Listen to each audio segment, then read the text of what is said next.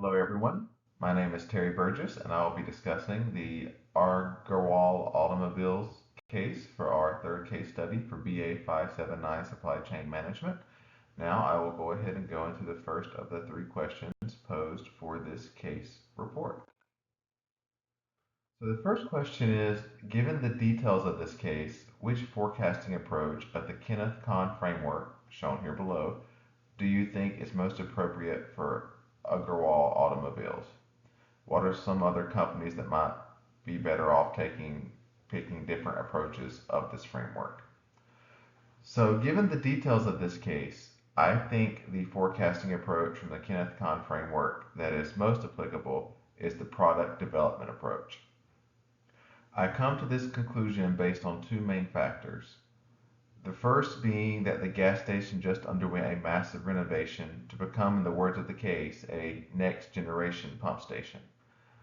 The renovation changed many aspects of the business, including inventory capacity, physical layout, the number of customers that can be serviced at any one time, etc. In my mind, all of these changes suffice as a new product technology for this business. The second main factor that led me to choose the product development approach was that the fuel market does have a history with past and current numbers available to pour over. Looking at the framework, when you have new technology and a current market, you land on product development for your forecasting approach. For the second half of this question, I have decided to discuss the company Airbnb. Now, full disclosure, Airbnb is my go-to company that I choose when I get the option to pick my own company, frankly, for almost any question throughout my MBA program career, as I find the company and the concept of Airbnb fascinating, just as a personal aside. So, at this point for Airbnb, in regards to this framework, the forecasting approach that I think would be the best choice would be market penetration. Airbnb and competing companies have been around for close to 20 years now, so the market does have a decent history. Also, while these booking websites are constantly updating to make them more user friendly, etc., the basic technological concept has been around for a while also. So, with both the market and the technology being current, I think market penetration would be the best forecasting approach for Airbnb to undergo. For our second question, we have, which time series forecasting model would you choose to make predictions regarding each type of fuel? Justify your choice by performing comprehensive calculations, using several models, and ultimately make a selection. Clearly explain your thought process as you select the most appropriate model for each type of fuel. You may use the provided calculation guide for evaluating different methods. In this case, the time series forecasting model that I would choose to make predictions regarding all types of fuel would be the moving average. Honestly, I would choose this method over the other two types as I had difficulties in getting the other forecasting methods to work appropriately. I also thought that the moving average forecasting method, with it being simpler and easier to understand, um, would just be better in general to have actual graphs of what's going on with a forecasting method if you want to utilize it for your business and be able to teach other managers, etc., to be able to use the forecasting method as well. So I thought for a real world application, I would pick the moving average forecasting method. I will attach my Excel spreadsheet along with the PowerPoint, so colleagues, please feel free to correct me where I went wrong on the other forecasting methods. It can be a learning experience for me. Um, the numbers I came up with for the moving average had the 2-day moving average is the most accurate across all three fuel types. Those numbers are below here on the slide. In general, again, I'm a big believer in the KISS method, keep it simple, stupid.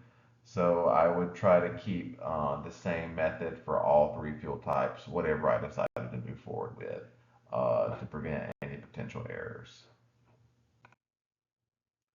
Now for our third question, what other factors beyond numbers forecasted by the selected model should Agarwal Automotives consider when making decisions regarding its future? Please identify and discuss short-term and long-term factors applicable. In what situations would you give these factors priority over the exact numbers forecasted by the model? So in my field, which I'm an officer in the public health service, we do often rely on forecasting models to forecast, like for instance, the COVID pandemic, to forecast the numbers, etc. In a lot of ways, like businesses do, as we're doing in this case report. One of my professors in my public health schooling said it best when it comes to forecasting and use of models, I think. He said, oftentimes you know something that the model does not.